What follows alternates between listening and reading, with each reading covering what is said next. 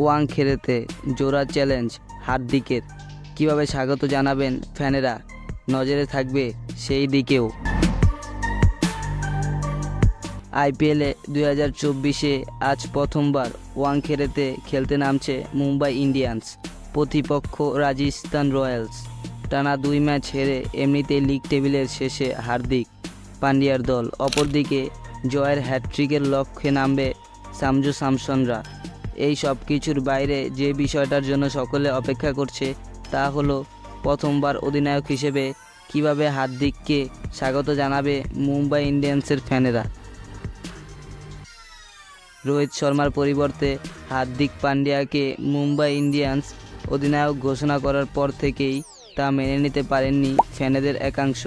প্রথম 2 ম্যাচ মাঠ থেকে মাঠের বাইরে বিদ্রূপের শিকার হতে হয়েছে হার্দিককে।